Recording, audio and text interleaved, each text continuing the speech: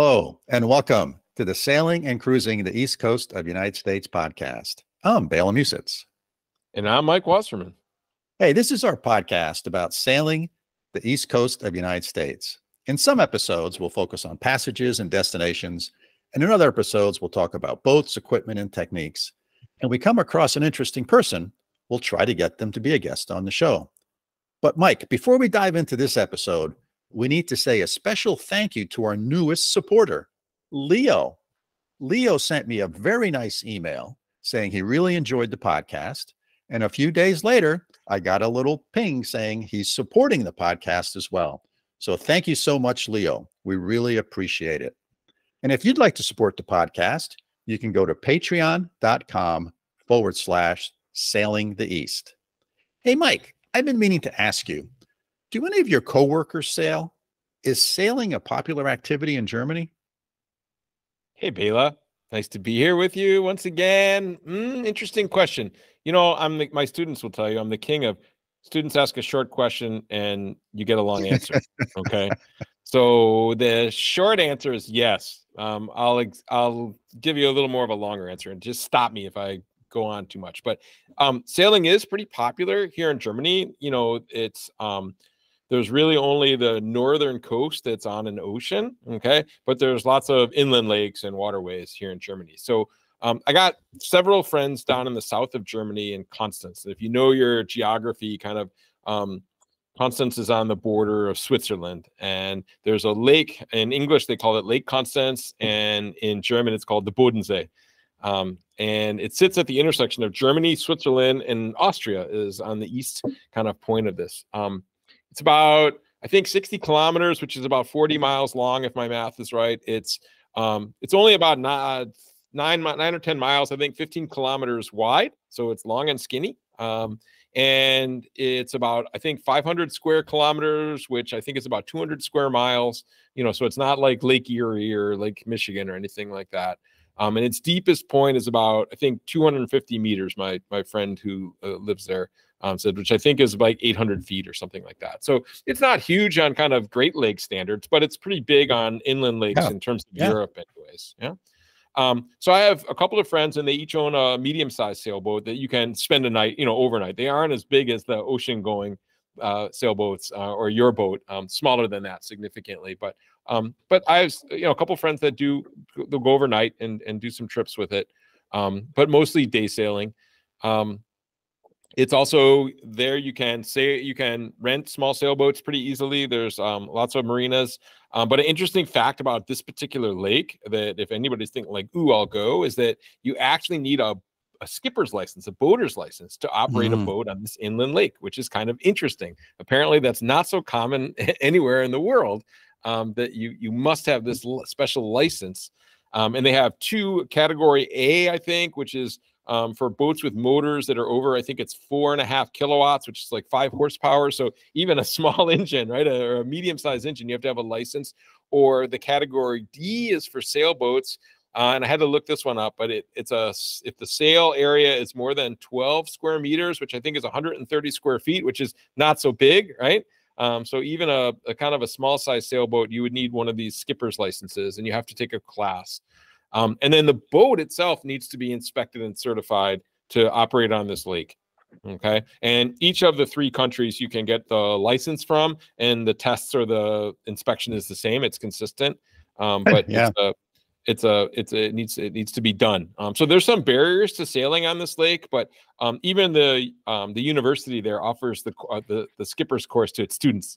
Right. They have a limited number of seats, and there's plenty of kind of organizations and clubs that offer the training and the language, and it's pretty affordable to join one of these clubs and take it. So that's pretty cool. And then I have some friends here in Münster, and for people who don't know the geography, Münster is kind of in the western central part of Germany. And if you know where Dusseldorf is, it's like an hour and a half north east of Dusseldorf.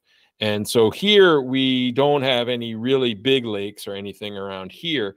We've got some smaller lakes. So I have one friend that has a small sailboat on one of the smaller lakes here, and then I have a couple of friends that have boats up on the ocean. So if you drive a couple hours north, you get to the Baltic Sea, which is, if you think about where Denmark is, kind of Denmark and over to the east is the Baltic, and then kind of from Denmark over to the west is the North Sea, and they're connected, right? But so there's people, and there's one of the places that my friends love to sail to is there's a whole bunch of islands off the northern coast of Germany and Denmark and Netherlands, and these islands, one of them is called Silt, and one of them is called Norderney, and a lot of these islands are only accessible by boat. So people really have fun to sail from island to island and dock or put a mooring ball down and then go in and explore these islands because they have towns and everything on it. But some of them have no cars.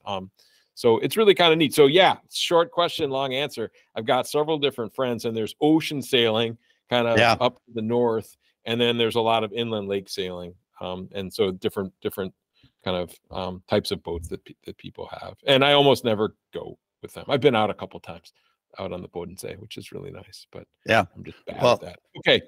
Yeah. You know, they always say the best boat to sail on is a friend's sailboat. Exactly.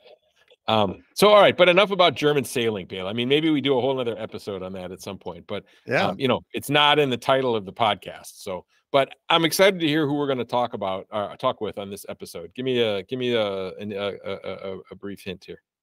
Yeah. So today's guest is Anni DiMonti, and we're going to talk about whales and dolphins. Whoa. Okay. Yeah. We don't have whales and dolphins on our inland lakes here, but there's some up in the north, I know. Yeah. Okay, but cool. Now, these are amazing animals. I've done a little bit of whale and dolphin watching, and I know that as a sailor, you're sharing the water in a lot of places in the world with these cool animals. Have you seen any whales or dolphins, Bela? I have. I've seen one whale, and that was when we were coming down from Nova Scotia down to Annapolis, and we stopped in Sandy Hook, New Jersey, for a few days to get a little rest. And we were leaving Sandy Hook and going around the point there, and probably, you know, distances are hard to judge out in the water for me, but 50 yards away, this whale breached. I mean, it just came out of the water, and it was like, oh, holy smokes. It was unbelievable. And that's all we saw of it. It was just that one time. We didn't see any bubbles. We saw no other whales, but for some reason, it, you know, popped up out of the water. And I'll never forget that. And then, interestingly enough, on Narragansett Bay, I've never seen any dolphins or whales.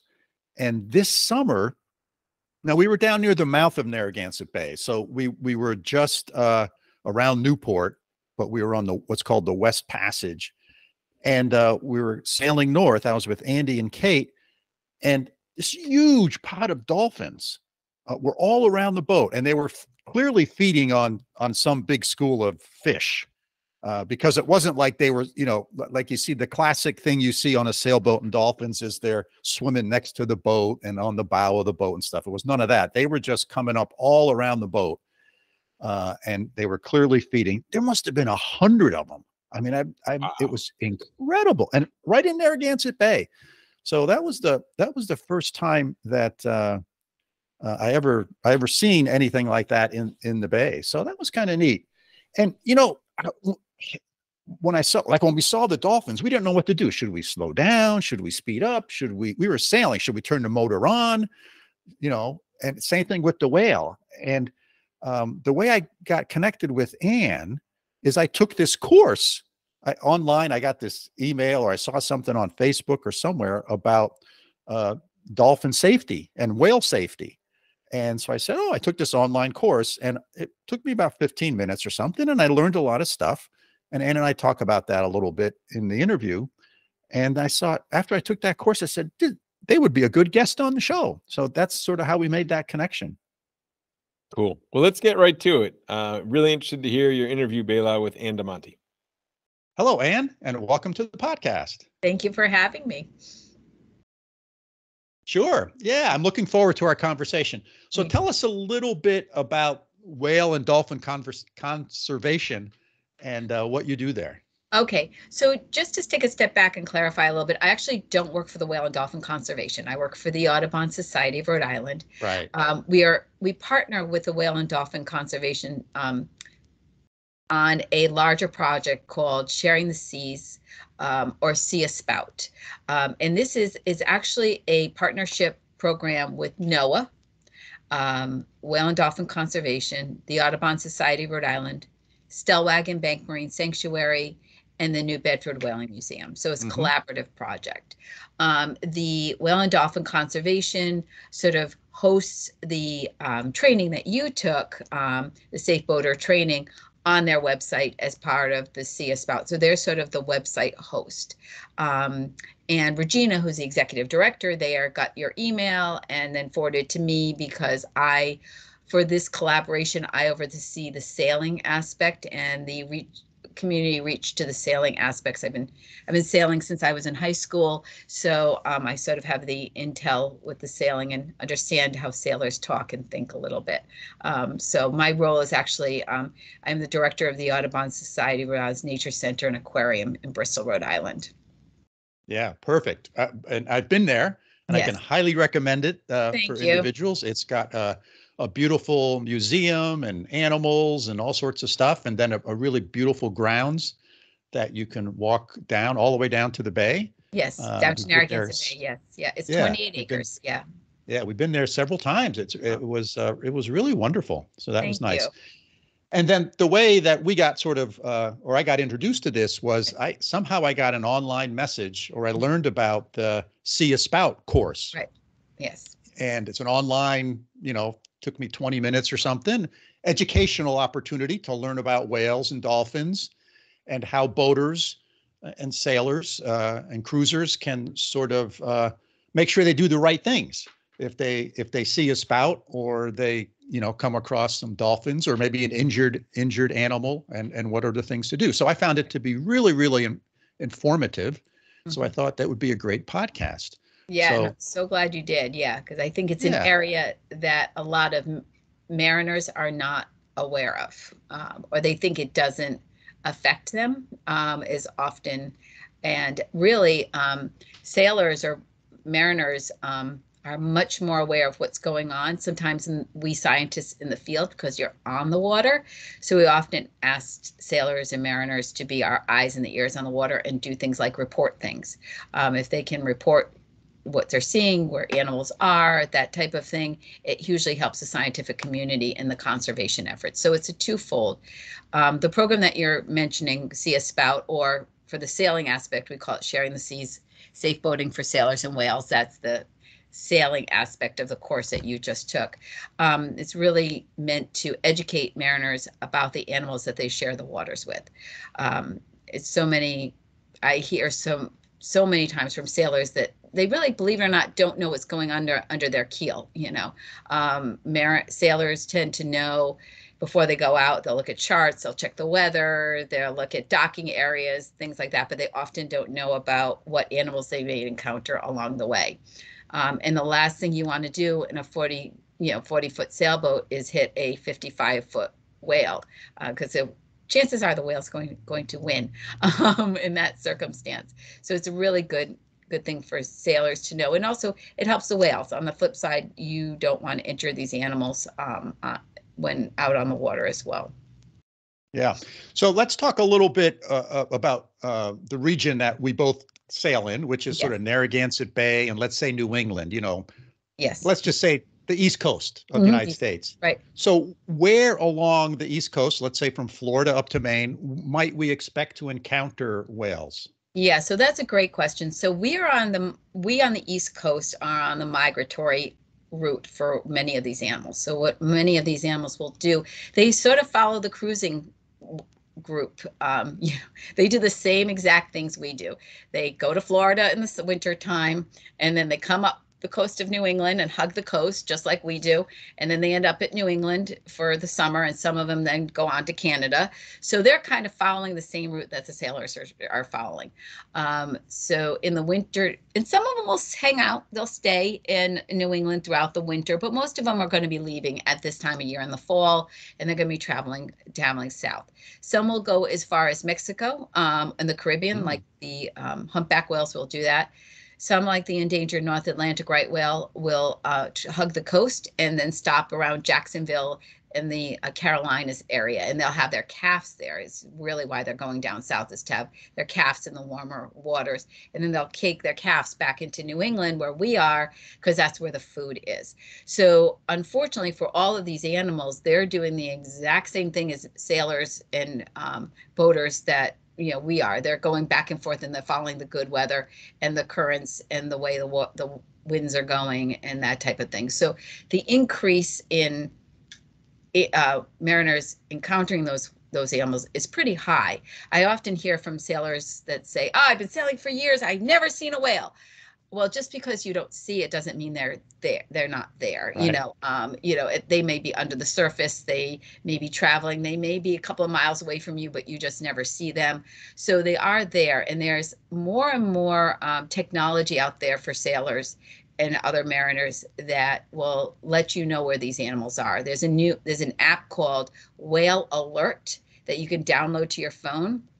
And it'll let you know where the whales are, so you can know before you leave. There's something on the government website, the NOAA's website, called Whale Map, and you can see where the most frequent areas of whales are. And then NOAA also has a detection system that they will let you know when whales are in a certain area. You can get an email or a text alert and let you know when these animals are in the area. So there's a lot of resources that when I started sailing weren't there, but nowadays with technology, sailors can stay pretty well informed about where these animals are. Yeah. And there's a lot of marine life that migrates north and south or east and west. So that's not uncommon. However, we're talking about mammals. So right. They breathe air. So they do. Which means they tend to hang out near the surface much more so than other animals. And that's what makes these encounters challenging. Yeah, exactly. And often what we hear from sailors, and I've heard over the years, is they'll say, "I've hit a UFO." An unidentified floating object is usually what they record it as, because often these things happen during night watches, right. Or the whale might be sitting just below the surface, which we call logging, which is when they sleep and they're just below the surface and they look like a floating log. So if there's a good seascape and the waves are going, and you may never see these animals, and suddenly you hit something and not sure what it was, and you register it as a UFO, and it may very well, in fact, have been a whale. What we're finding too, the more research and the more we do about this, how many sailors and mariners actually have struck whales, but they just never report it. They don't know that they should report it or that they have reported it. That goes for cruisers and racers both. So that is also trying to start to change. 11th Hour Racing is doing a big push to try to track and record where animals are hit and what's the actual, percentage of these animals that may be encountering boats and whales encounters and interactions that we may not even know about. Right. And I'm sure you've heard that 11th Hour actually struck a whale in this in the ocean race over the summer. That's right. Yeah. So we have there's some of these tools that can tell you maybe where more of the whales are concentrated. And let's say we're sailing in that area. As a sailor, what should I do or what should I not do if I'm in an area where we know there's a concentration of whales? Yeah, so that's a good thing. So know before you go, right? This is why I always say to my fellow sailors is like, you would never get on the water and go somewhere new without checking a chart, right? You would never just say, I'm just going to go out and, I'll just figure it out as I'm going along. You're going to look at the hazards. You're going to look at the buoy markers. You're going to know where your navigational areas are. So same thing. Before you go, know what animals are out there. So know, is it migration season where they're traveling? Maybe go on to NOAA or some of these other resources and figure out where they are and what's happening. And then once you do that and you're understanding, then if you're in those areas, we always say, try to set out a watch in some ways, if you can, so someone to watch, stand at the bow, stand up, look ahead. And then if you do see these animals, drop sail, slow down, stop, turn off your engines, let the animal go by. You always want to travel parallel to the animal, never perpendicular, as you go by. If the animal's coming to you, just stop, let it go by, and keep on going. So it's really being kind of aware.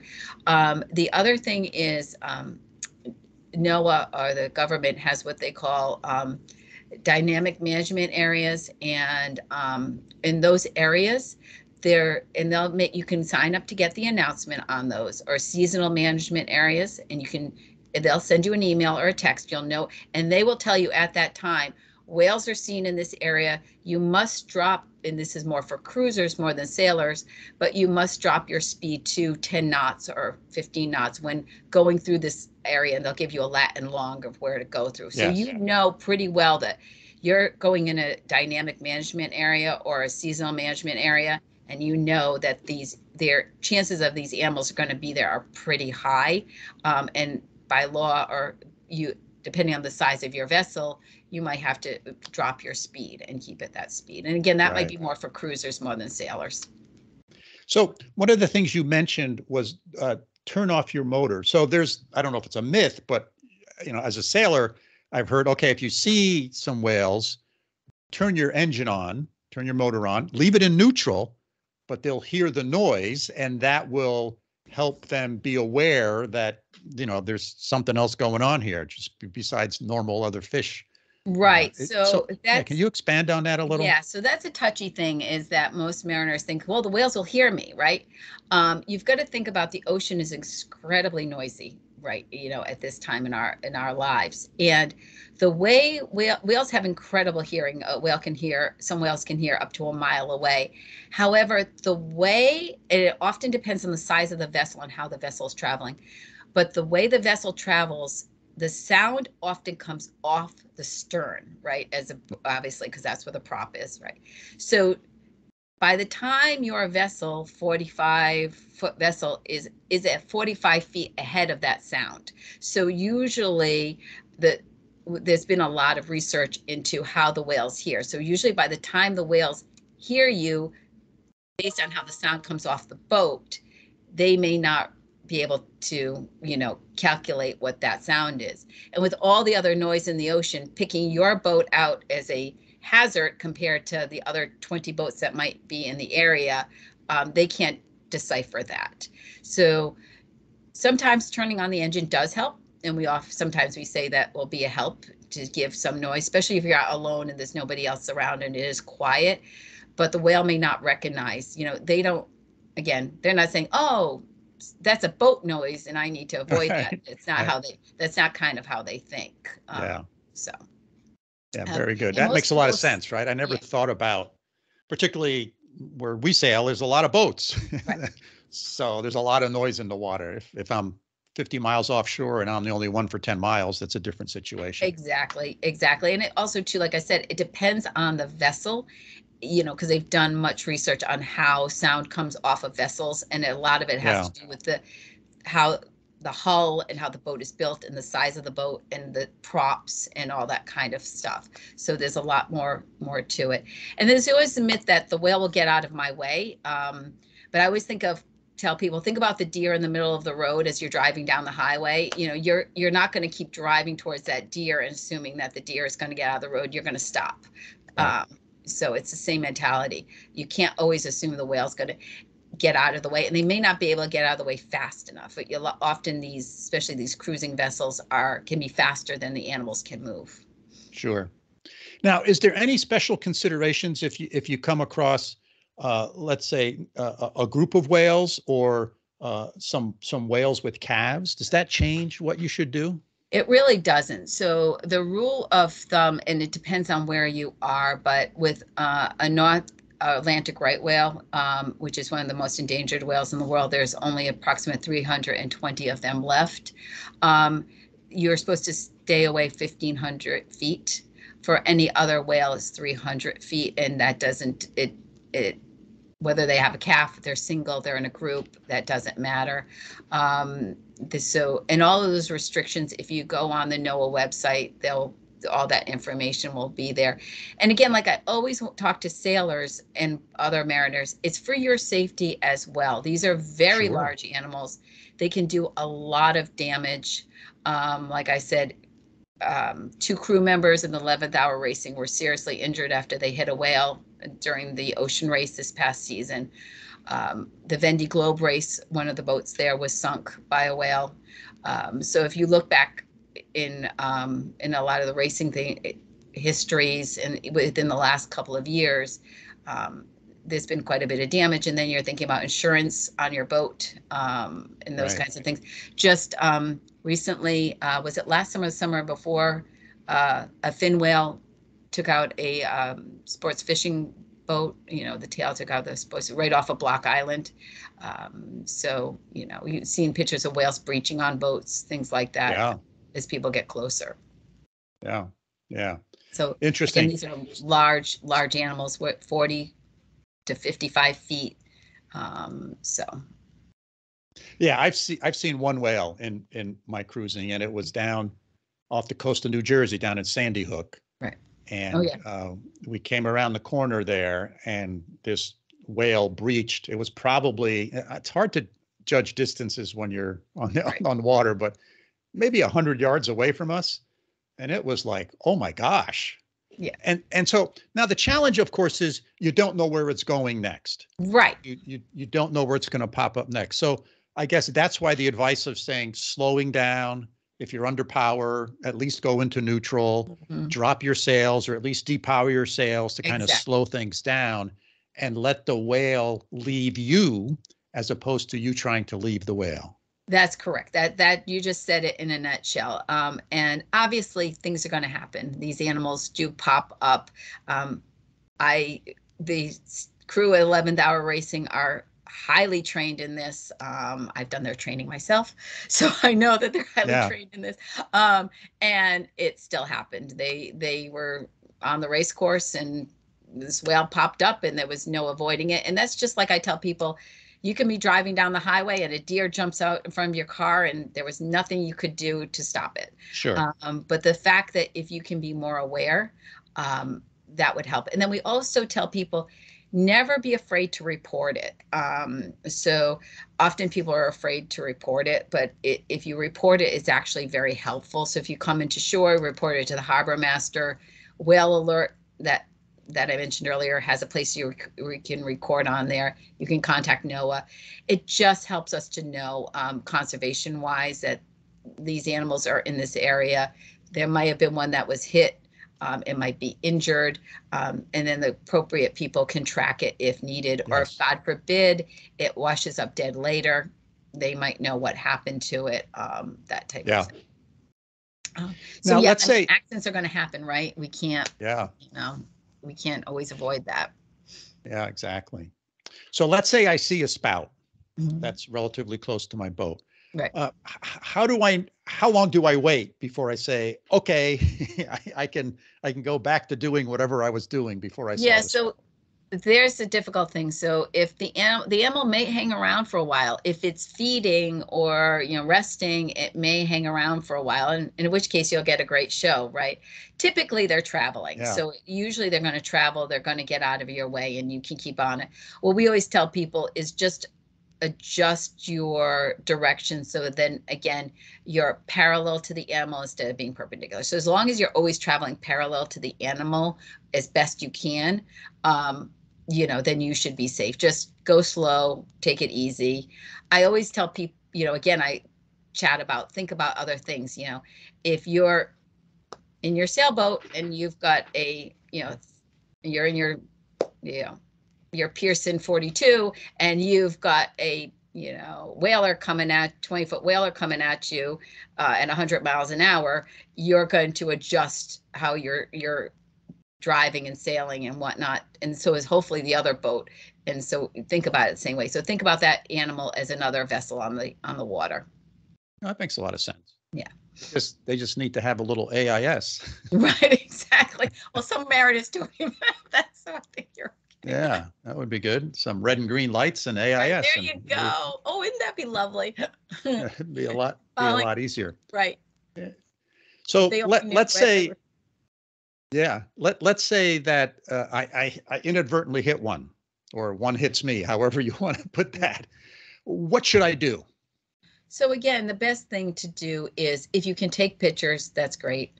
If you can jot down your lat and long, that's fantastic. If God forbid there's been seriously damage to your vessel, or you notice the animal is seriously injured, bleeding, anything else, then you really should get on channel 16, call Coast Guard, let them know. If it can wait, if it's not an emergency, then when you get back to shore, definitely if you go on the website for NOAA fisheries, they'll have a section where you can register. Again, you can tell the harbor master, you can tell Coast Guard when you come to shore. Any of that will get recorded. So again, if the animal is injured, we'll know where. If the animal's seriously injured or entangled, or you notice, maybe it's not even something you did, but you notice an injured animal, you notice the animal's entangled. If you can stand by that animal and contact Coast Guard and let them know, give them the Latinong and stand by, that is very helpful, because what often happens is these animals, especially if they're entangled, may travel, and it's often the rescue groups that are going to come out and help those animals. If they have clear information from you as the mariner where these animals are, their chances of getting to the animal and helping the animal are far greater if they have some direction while on the water. Yeah. So just so it's clear, one of the things you're suggesting is that if you injure an animal or you come across an injured animal, it's okay to call the Coast Guard. Absolutely. And say, hey, came across an injured whale. And they'll know who to contact. Yes. And they'll get your Latin longitude, and they can get the ball rolling. So that's one easy call for me as a mariner. I just make one call and I can get that information transmitted. If it's just a sighting, let's say I've seen a whale, then I can use either that app or I can get on NOAA Fisheries website and report that.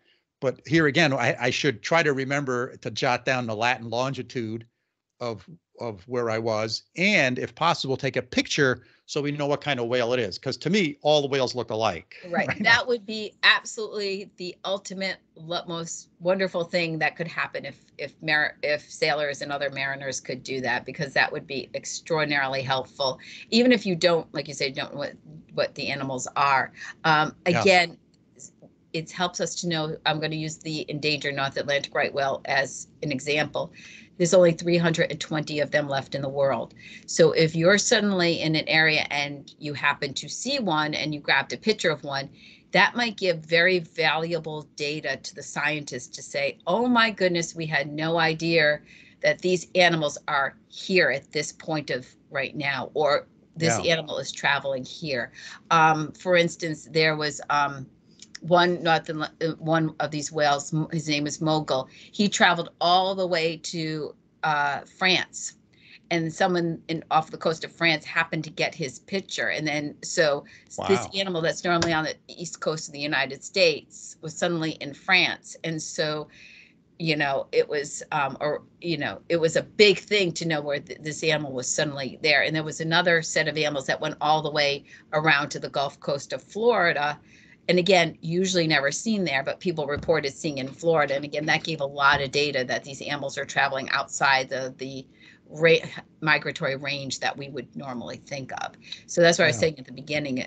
Sailors and mariners could play a very important role in conservation by reporting what they see on the water.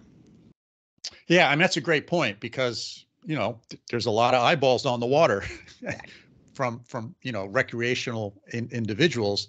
And so if we can be a little diligent about recording that and capturing that information and then communicating it to the right organizations, I think that could be great. What do they call that? Citizen science or something like that? Citizen science, exactly. Yeah, citizen science. Yeah, and that would be tremendously helpful. And because scientists, if we're lucky, we may get research time on the water, which may be very limited. Maybe it's a couple of weeks, couple of days, depending on, and we kind of go where we think the whales are going to go, and we hope that we see them while we're there. But if suddenly somebody like Mogul says, "Oh my God, what's this whale off the coast of Europe?" It suddenly changes the dynamics.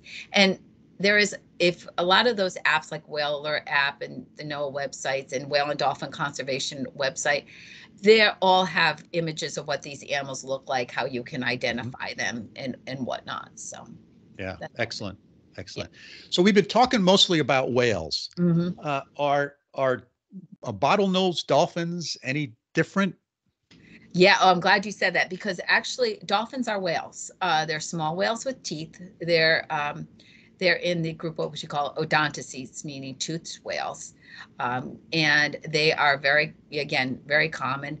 And they tend to not have as much ship strike, interactions. But harassment is an issue with them. Sometimes some mariners, powerboat folks tend to like to get the whales to ride the wake and push their wake and get them to do behaviors and push behaviors that probably are not, might seem fun, but can be stressful to the animals. So again, same as with the large whales, if you see them, enjoy them, again, but slow down, let them go their way. Now, if they approach you and you're going on your way and they're kind of waking and having fun with your boat, on their own, that's fantastic. But, you should be aware.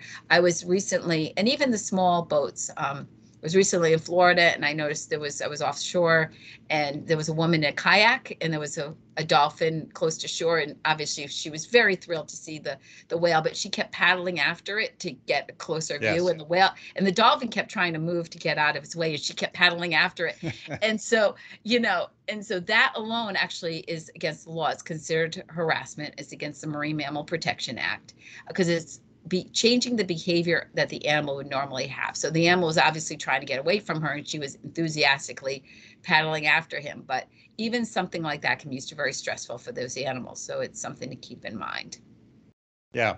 Now, we talked about notifying various different organizations if we see a whale. Mm-hmm. If we see a dolphin, is that also something good to do, or yeah, less so? Absolutely, because again, dolphins are whales. So yeah, if you want to report, yes, that you saw a pod of whales or a pod of animals, that would be fantastic. Many of those animals are, all of the marine mammals are protected under the Marine Mammal Protection Act. So they're all protected, but some are not at that endangered status. But it's still good to know that these pods or these groups are moving through. So, and again, you can, any of those websites I gave you or downloads I gave you can report through that.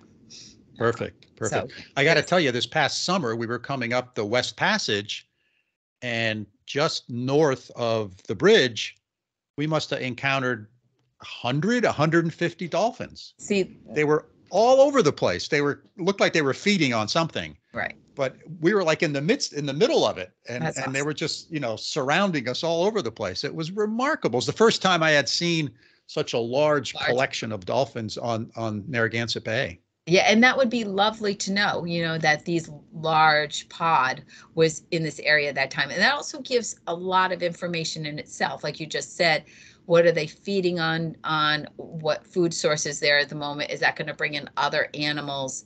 That type of thing. And then also too, it also should make mariners think a little bit about things like what's going over the side, and as far as if there's lines in the water, and those type of thing where you dump your village and all that kind of stuff. Yeah. That was a remarkable experience this summer, and it was before I took my course, so I didn't know I should have reported it, but now I know. Well, yeah, and it helps. And I think too, something else I just thought about too is that we ask that, as much as it might break your heart, is that we recommend that no one try to ever entangle or help a whale on your own. It's best to report it and leave it to the experts. Often, sailors and mariners see an animal in distress and they want to try to help. They want to try to cut the line off, but it's extremely dangerous work. There's a very select group of experts from the Center for Coastal Studies in Provincetown. And then there's a group in Virginia, and then there's a group in Florida who are all trained in marine mammal disentanglement, and they know what they're doing. And so it's best just to call them. Do never get in the water with these animals. Again, they're very large. They're going to be hurt. They're not going to understand that you're trying to help them. And you could be very, very well injured by doing something like that. Yeah. Yeah. So, Ann, this has been a great conversation. I've really enjoyed it. So refresh our listeners' memory on some of the websites that people should be aware of. Absolutely. So the course you just took is housed on the website for Whale and Dolphin Conservation, and it's called See a Spout. The sailing aspect of it is sharing the seas, safe boating for sailors and whales. But if you just go on the See a Spout website, it will link you through and you can take the course that you took. Like you said, it takes about 20 minutes, give or take. And then, so that will give you a lot of the information I just gave you. But then you can reach out to any of the people that are in this partnership, either myself at the Audubon Society, Rhode Island, and of course, NOAA, National Oceanographic Atmospheric Administration. They're kind of are the governing organization that oversees it all. And there's a lot of information on their website. And again, you can sign up for their alerts that will come to you via email or text to let you know when these animals are in the area. And then there's Whale Alert, which is a download an app. It's free, and you can download it and it'll tell you where whales are. It works through acoustic monitoring. So there's acoustic buoys that they put in the water that listens for whales' calls and sounds. And that's how they track where these animals are. So that's how that works. So any of those resources are fantastic to use. And then Stellwagen Bank, who is another community partner with us, also has information on their website. Super, super. So is there anything that I haven't asked you that you'd like to share with our listeners? So I think, I think we're lucky, the attitude is changing. I think that a little bit that way back when in the dark ages, when I started sailing, sailors really didn't think about the conservation part of the sport. It was just either you were racing or you were cruising, and you didn't think about the environmental impact. But I think that's changing a lot. You're seeing a lot of that change within the sport, or within the field, for lack thereof. Better sailors, I think, are becoming much more, like you said, citizen scientists, and becoming much more aware of their impact and their use of the resources.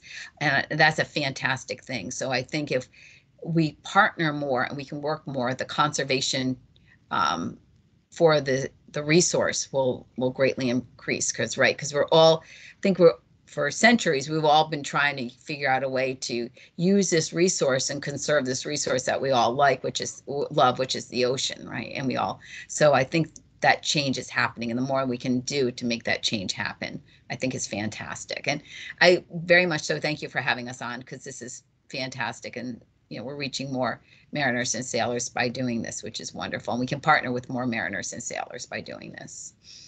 Absolutely. It was great. I learned more. Excellent. And I really enjoyed taking a course, and I'm so glad that you could join us for this podcast. Yeah, thank you. It was a lot of fun. I love being here. So perfect. Yeah, thank you. Bela, that was really interesting. We haven't talked about any kind of wildlife really on this podcast yet. What are your key takeaways? So for me, when I took the course and my conversation with him, I learned a lot. I learned a lot about what to do when you encounter these animals. And I mean, they're big. And, even a dolphin's a pretty big animal. And yes, I'm amazed, but at the same time, I'm like, okay, I don't want to piss it off. I don't want to do something that's going to injure it. So I think she had some really good tips. Travel in the same direction, particularly with whales. If you see a pod of whales, don't come into broadside them. You have to turn and travel in the same direction that they're traveling in. And I think that, this notion of I never thought about reporting whale sightings, right? That was never something that sort of popped into my mind. And since they are endangered, particularly some of them are very endangered, it's important to report that. And I thought that was also a good bit of information on, where you can report it and get the sighting. And then, the notion of, oh, well, I just saw it off Block Island. No, well, you should write down the GPS coordinates, which we all have these days. So those types of sort of operational tips of what to do, I thought were really good. Neat. Kind of from my non-sailor's perspective, first, I thought it was really cool that you can take a class on something like this, right? I had no idea this was out there. So, just the existence of it makes sense. And it makes sense that the Audubon Society, where Anne works, and, all these other organizations are working toward this, that this is great. And it's just one of these things that makes sense, but I didn't realize that there was something there specifically to deal with it. So I think that's great. And, obviously, learning is a big part of my life, right? And I think our listeners, anybody where you get a chance to spend a few minutes, and it's free, right, to learn some stuff that might help you one day and certainly help these animals survive and thrive, I think is fantastic. So that was cool. And then, yeah, the same thing with you. I had no idea about these websites and apps that on both ends that you can use to report the sightings, but also, hey, I can see where they're at and kind of figure this out. I mean, this was really cool. So it makes sense to me that this exists, but I had no idea. So I'm going to check these out. I think that there's a lot of value there, and to just be aware of where these animals are at, and is great for their conservation, but it's great for us to learn more about them and respect them too. So yeah, I don't know. Did you know about, you said you didn't know about these sites before the course. So is this something that you'll use and check out, do you think, when you're sailing? Yeah, for sure. I will download one of those apps. Actually, I already have for my phone, the one that she mentioned. And, this notion of collecting data, I think, is really important, because we have all these boaters out there. I mean, there's several hundred, just between Block Island and Narragansett Bay on any given Saturday or Sunday. And if you see something, you see a whale, or you can report it. And I think that really helps scientists. It really helps collect that data about their migration patterns, how these patterns are changing, because we know they're changing. And they're driven, by food and water temperature and currents and all sorts of stuff. So I just think it's a great way for boaters to sort of make a contribution to science and to help save these endangered animals. I love it. That's maybe a nice way to wrap it up, Bela. And listeners, hey, I always say, thanks for joining us for another episode. But this time, take the darn class, get the app, report it, help. We get a lot of joy from the environment. And if we can do our part and help it out a little bit by investing a little bit of time, doesn't cost any money, please do so. So the links and stuff are in the show notes. Bela, you're always great about putting that in there. So I'm sure they're in there now. But listeners, thanks for joining us. We hope you found this conversation interesting and thought-provoking, obviously, like we did. As always, if you have questions about what we've discussed, please feel free to get in touch with us. Our email is sailingtheeast, that's all one word, @gmail.com. Hey, and if you enjoyed the podcast, hit that follow button on your favorite podcasting application. It really helps other people find us. Hey, and if you know someone that would make a good guest on the show, let us know. We'll reach out to them and see if they'd be interested in being a guest. Hope to see you out there. So until next time, signing off from upstate New York. See you all soon. Sounds great, Bela, from over here in Münster, Germany, where the nearest lake that's bigger than a puddle is quite a ways away. But hope to see you next time, and see you out there at some point too, somewhere. Thank you.